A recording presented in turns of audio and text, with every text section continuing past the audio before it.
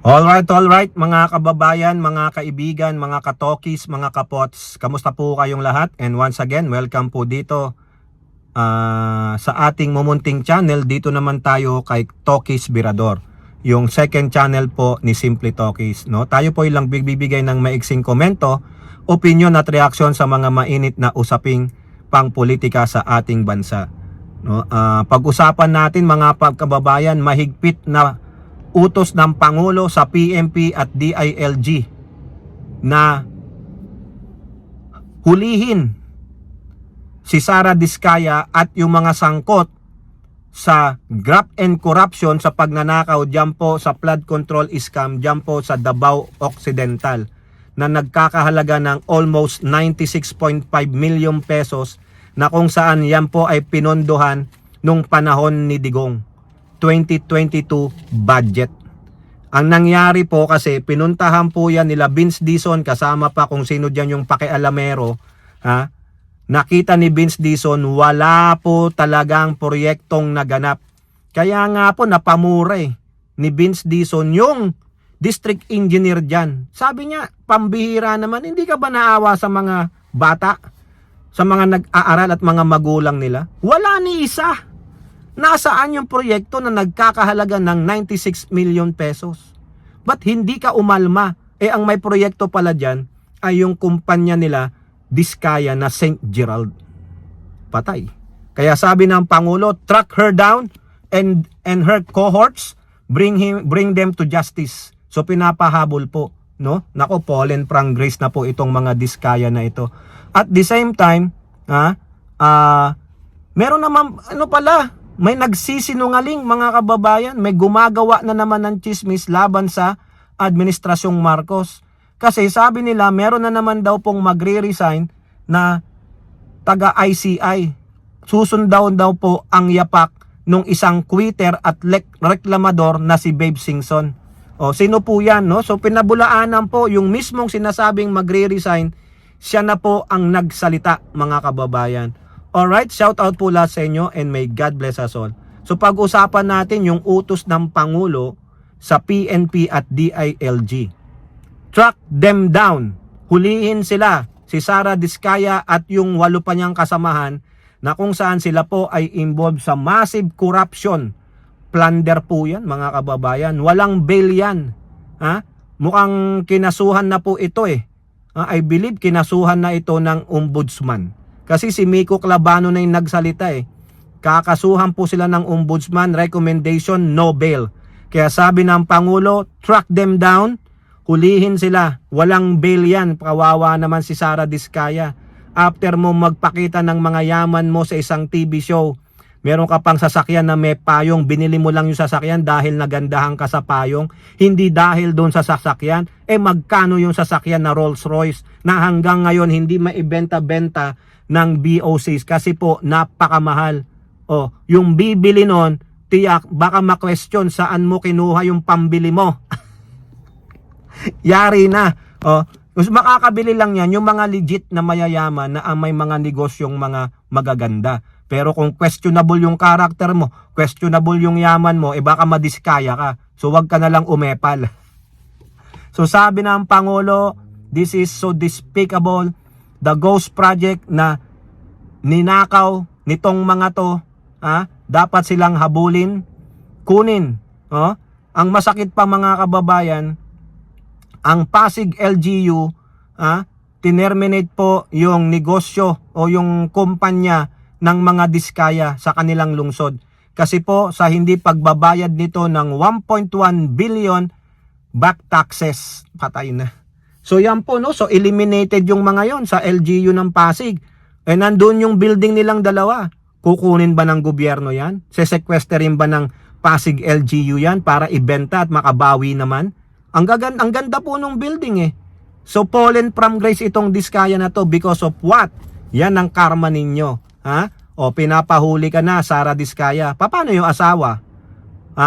Yung asawa, paano? Hayahay? Dapat kasama yun, accomplice yun Silang dalawa yung nagplant ng wealth nila mga kababayan, di ba? Mahiya naman kayo. Mabuti nga sa inyo, no? Marami pa po mga kababayan, Marami pang darating. Sabi nga ni Boying Remulla, may 2 pang senator na mabibigyan ng... Akala ko ba 6? Boying, panay ka naman daldal. Ngayon, naging 2 na lang. Baka pagdating ng February 15, next year na lang. Baka wala rin, bokya din tayo. So yan po, ang Pangulo nag-utos na na hulihin, i-track down si Sara Diskaya at yung mga cohorts niya na 8 or 9 sila. Ayon po sa balita. Now, mga kababayan, eto pa.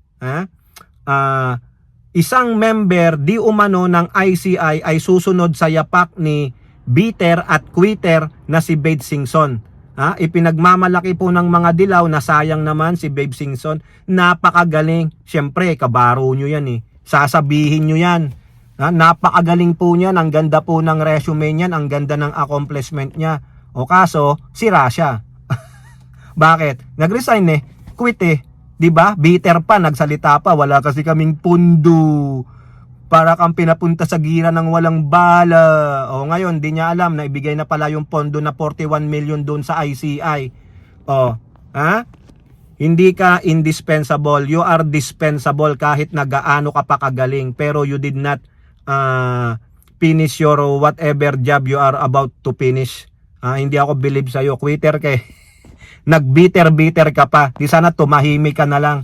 No? Pero para naman maingganyo ang mga dilaw na mai-impeach ang Pangulo, balak po talaga ng mga dilaw i-impeach ang Pangulo. Tumatiming lang sila.